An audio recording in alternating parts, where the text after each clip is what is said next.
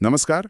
आज हम बात करेंगे माँ दुर्गा के एक बहुत ही खास और शक्तिशाली स्वरूप के बारे में, माँ चंद्रघंटा। हमारे पास कुछ स्रोत हैं जो उनके स्वरूप, उनके नाम का अर्थ और हाँ, वो महत्वपूर्ण कथा जिसमें उन्होंने महिषासुर का वध किया, उस पर रोशनी डालते हैं। तो आज कोशिश रहेगी कि इन स्रोतों से हम समझें माँ चंद्रघंटा कौन है, उनका नाम ऐसा क्यों है और वो कथा जिसने उन्हें दुष्टों के संहारक के रूप में स्थापित किया। चलिए थोड़ा गहराई में उतरते हैं। बिल्कुल। और ये समझना जरूरी है, जैसा आपने कहा, कि ये सिर्फ कहानियां नहीं हैं। इनमें ना गहरे प्रतीक छिपे होते हैं। आज हम यही देखेंगे कि माँ चंद्रघंटा का स्वरूप और ये कथा असल में हमें क्या सिखाते हैं, जैसा हमारे स्रोतों में बताया गया है। अच्छा, तो शुरू करते हैं उनके क्रम से। स्रोत बताते हैं कि माँ चंद्रघंटा देवी दुर्गा के 9 रूपों में तीसरा रूप है। That's right. है ना? नवरात्रि के तीसरे दिन पूजी जाती हैं। हाँ, तीसरा रूप। ये क्रम भी अपने आप में अहम होता है। अक्सर शायद सृष्टि के बाद एक तरह की व्यवस्था या संतुलन की जरूरत को ये तीसरा स्थान दिखाता हो। और उनका नाम ही अपने आप में उनकी पहचान है, सबसे विशिष्ट पहचान। चंद्रघंटा, ये नाम ही अपने आप में अनोखा है। स्रोत भी यही कहते हैं कि नाम इसलिए पड़ा क्योंकि उनके माथे पर, मतलब मस्तक पर, घंटे के आकार का अर्धचंद्र है। चंद्र और घंटा, सोचने में ही कितना अद्भुत लगता है। सही कहा। और ये सिर्फ कोई गहना नहीं है। चंद्रमा तो प्रतीक है शीतलता का, शांति का, है ना?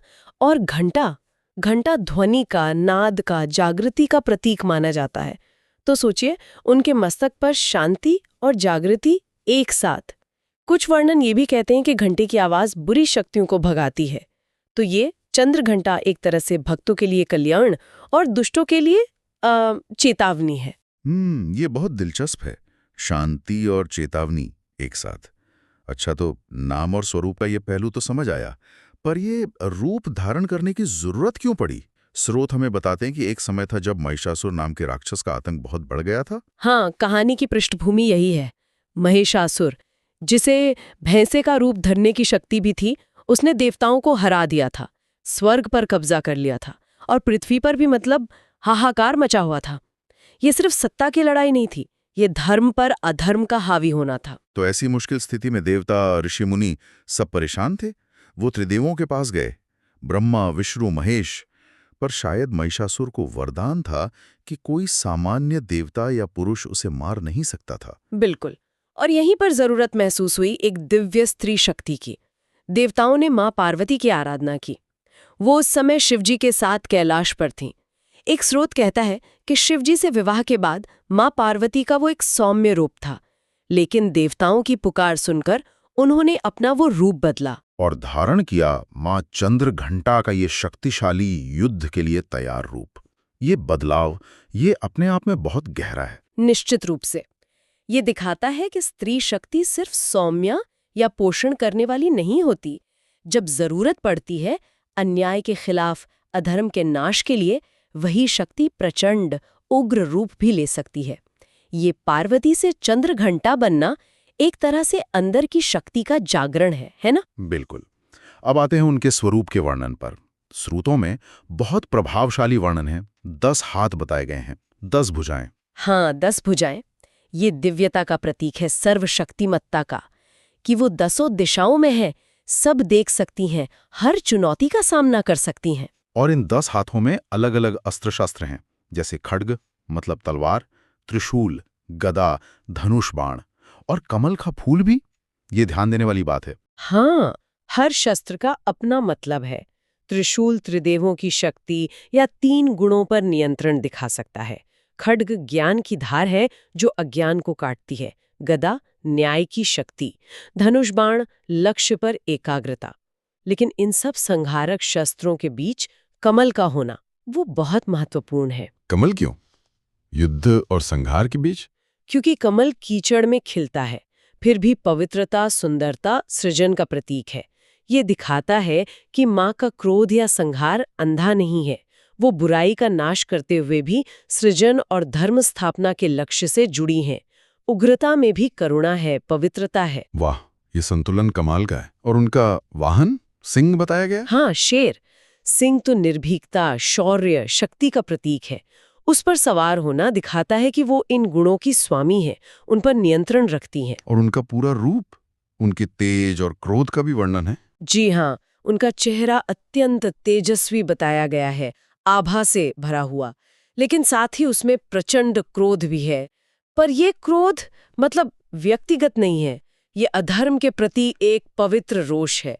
वो ऊर्जा है जो बुराई को खत्म करने के लिए जरूरी है। तो ये जो पूरा स्वरूप है, शक्तिशाली, शस्त्रों से लैस, सिंह पर सवार, क्रोधित, तेजस्वी, इसका उद्देश्य एकदम साफ था। बिल्कुल। स्रोतों के अनुसार पहला उद्देश्य तो था दुष्टों का संहार, खासकर महिषासुर जैसे राक्षस का, और फिर अपने भक्तों, साधुओं, देवताओं का कल्याण करना, उन्हें भय से मुक्त करना। विनाश यहाँ बस एक जरिया है, मंजिल नहीं। मंजिल है धर्म की स्थापना, शांति। ये बात बार बार सामने आ रही है, विनाश और कल्याण का संतुलन। अच्छा, अब कथा के उस हिस्से पर आते हैं जहां मां और महिषासुर का आमना सामना होता है। हाँ, तो जब महिषासुर ने देवी को देखा तो शायद पहले उसने उन्हें कमजोर समझा, पर जल्द ही उसे उनकी शक्ति का अंदाजा हो गया। फिर उसने अपनी पूरी सेना के साथ उन पर हमला कर दिया। और फिर, जैसा स्रोत बताते हैं, एक भयंकर युद्ध शुरू हुआ। सोचिए जरा, एक तरफ महिषासुर और उसकी सेना, दूसरी तरफ मां चंद्रघंटा अपने सिंह पर 10 हाथों से शस्त्र चलाती हुई। ये सिर्फ दो योद्धाओं का युद्ध नहीं था, ये प्रतीक था धर्म और अधर्म के बीच के संघर्ष का, प्रकाश और अंधकार का। महिषासुर यहाँ अहंकार और पाश्विक बल का प्रतीक है, और मां चंद्रघंटा उस दिव्य शक्ति का जो इस नकारात्मकता को खत्म करके संतुलन लाती हैं। युद्ध के दौरान मां के घंटे के ध्वनि का भी जिक्र है। हाँ, कहा गया है कि उनके घंटे की भयानक आवाज से ही कई राक्षस डरकर बेहोश हो गए या मारे गए। अच्छा। तो ये फिर से घंटा के महत्व को दिखाता है। वो आवाज सिर्फ शोर नहीं, वो एक दिव्य नाद है, चेतावनी है, जो आसुरी शक्तियों के मन में डर पैदा करती है। और आखिरकार इस भीषण युद्ध का नतीजा क्या हुआ? सभी स्रोत यही बताते हैं कि मां चंद्रघंटा ने महिषासुर की पूरी सेना को नष्ट कर दिया और अंत में अपने त्रिशूल या खड्ग से महिषासुर का वध कर दिया। महिषासुर का अंत देवताओं और ऋषियों के लिए कितनी बड़ी राहत हुई होगी। बिल्कुल, ये सिर्फ एक राक्षस का मरना नहीं था, ये अत्याचार के एक पूरे युग का अंत था। बुराई पर अच्छाई की जीत थी। इसी विजय ने देवताओं को स्वर्ग लौटाया, पृथ्वी पर शांति लाई और भक्तों को निर्भय किया। इसीलिए उन्हें महिषासुरम मर्दिनी भी कहते हैं। हालांकि चंद्रघंटा स्वरूप खास तौर पर इस युद्ध की शुरुआत से जुड़ा है। तो चलिए, जो मुख्य बातें हमने समझी उन्हें एक बार देख लेते हैं। मां चंद्रघंटा दुर्गा का तीसरा रूप है। उनका नाम उनके मस्तक पर घंटे के आकार के अर्धचंद्र से आया है। हाँ, और उनका स्वरूप बहुत शक्तिशाली है। 10 हाथ, कई अस्त्र शस्त्र, साथ में कमल भी और सिंह की सवारी। ये रूप उन्होंने महिषासुर जैसे दुष्टों का नाश करने और भक्तों की रक्षा के लिए धारण किया था। उनके स्वरूप में क्रोध और संहार की शक्ति तो है, पर उसका लक्ष्य धर्म स्थापना और कल्याण है। कमल और चंद्र जैसे तत्व उग्रता में भी शांति और पवित्रता का संतुलन दिखाते हैं। बिल्कुल, मां चंद्रघंटा का स्वरूप हमें शक्ति, साहस और न्याय के लिए खड़े होने की प्रेरणा देता है। ये याद दिलाता है कि बुराई कितनी भी ताकतवर लगे, अंत में जीत धर्म की ही होती है। आज की ये चर्चा मां चंद्रघंटा के स्वरूप और महिषासुर वध की कथा पर केंद्रित रही। वाकई काफी कुछ जानने को मिला। और जाते जाते एक विचार छोड़े जाते हैं सोचने के लिए। हमने देखा कि मां चंद्रघंटा के स्वरूप में प्रचंड संहारक शक्ति है, शस्त्र, क्रोध, सिंह, और वहीं परम शांति और सृजन भी है। चंद्र, घंटा, कमल, क्या ये संतुलन सिर्फ एक कहानी है या ये ब्रह्मांड के किसी गहरे सच की ओर इशारा करता है कि कैसे सृजन और संहार, निर्माण और विनाश एक ही परम शक्ति के दो पहलू हो सकते हैं? इस पर सोचना शायद हमें अपने जीवन को देखने का एक नया नजरिया दे सकता है।